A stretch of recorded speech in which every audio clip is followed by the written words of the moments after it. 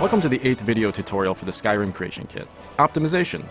Level designer Justin Schramm is back to show us how best to optimize our levels for smooth playthroughs. Here's Justin. Now we are going to optimize our dungeon using room markers and portals. Room markers are an easy way that we can use to divide up our dungeon so that the game doesn't have to render the entire thing at once. So the first thing we want to do is take a look at our dungeon layout and see how many distinct rooms we can make from it. Here we have about 5.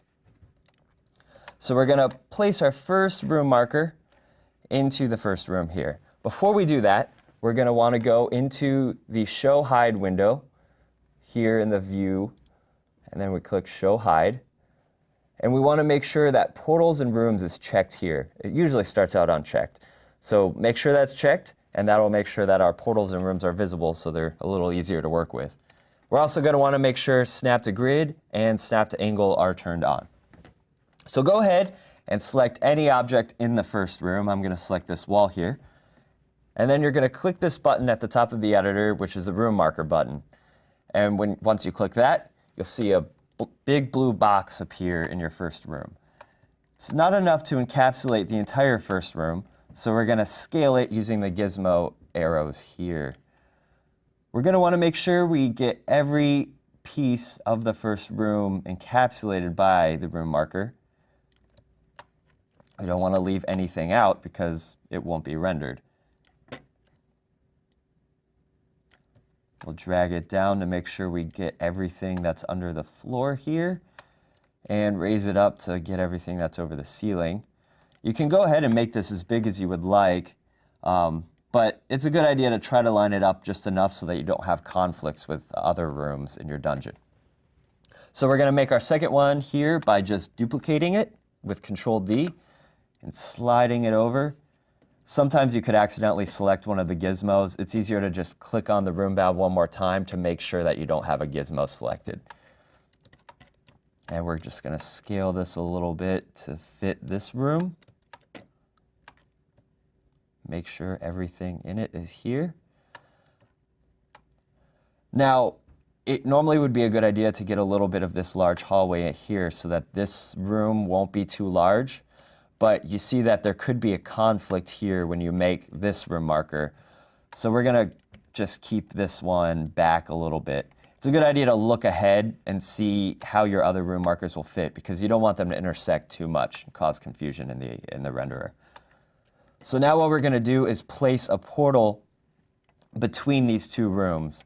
It's going to be like a window so that it's just big enough to render what the player would see when looking through, but not so big that it's rendering unnecessary things. So make sure one of your two room markers that you want to connect is selected, and then go down here and take a look at the doorway where we're going to place our portal. We're going to click on this P button here, which is the Create a Portal button, and then you just go ahead and click on the intersection, and a portal will be created. It made one all the way over here. We're going to slide it over using the resize gizmos. And then we're going to rotate it to match the border between the two rooms.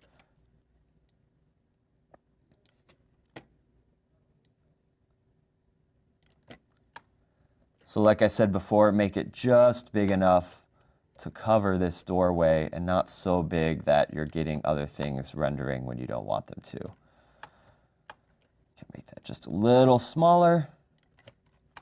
All right, another good idea when you have a connection between two room markers is to hit the T key, and that's going to give you a top-down view, and then hit the 0 key, which is going to give you an orthographic view.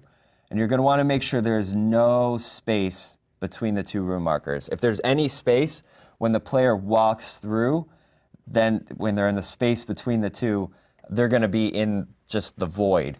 So you want to make sure there's nowhere where the player can be outside of a room marker at any point. Oh, now we're going to get out of orthographic view, move around. Just as long as you have Snap to Grid turned on, everything should snap together nicely, but there are times when you'll miss one. So it's a good idea when you're testing this in the game to try to stand where you know all your portals and intersections are and make sure that they work correctly. So we have our portal here. And we want to make sure it's connected to these two rooms, because right now it's only connected to the first room that we had selected. So the easiest way to select a portal is to go into portal selection mode.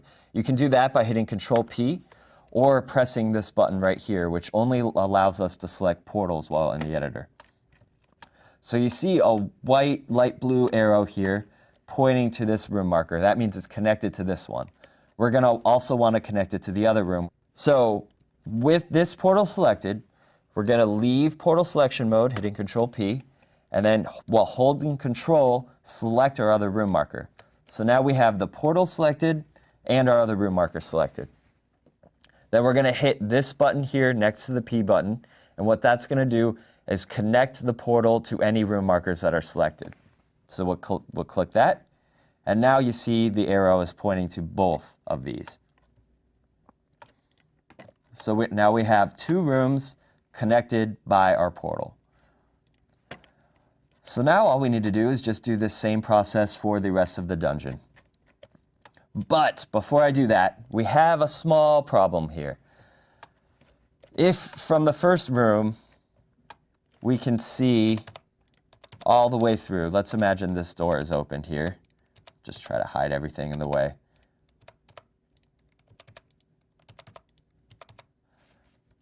If that door is open, we have a line of sight from the beginning of the dungeon all the way to the boss room back here. This is bad because basically what's going to happen is all of this will be rendered when you're in the dungeon.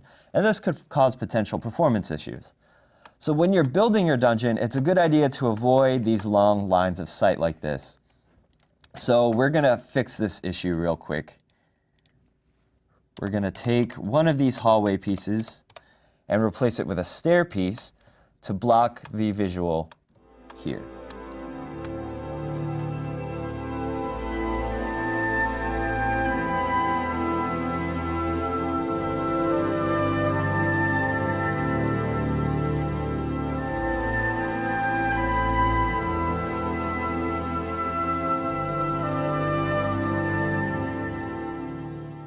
All right, so now we have this stair piece here, so that when you're looking through the first room, you see these stairs block your line of sight a little bit so that we don't have to render everything in this room at once.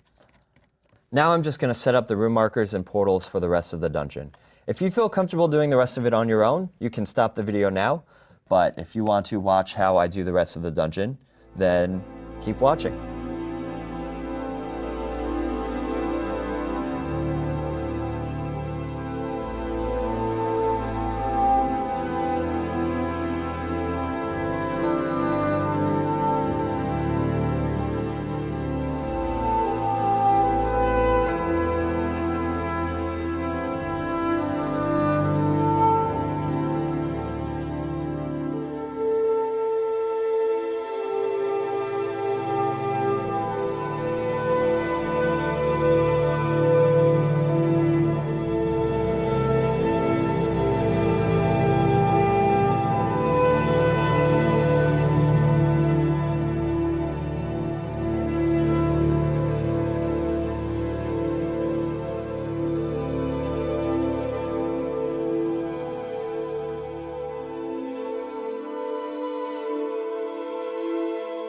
And there we have it, fully optimized dungeon. Now that our level is fully optimized, we're nearing the end of our series. Will Tiffany and Carlos finally get together? Will Nate Perkypile survive his lighting tutorial? Find out next time on a very special Creation Kit video.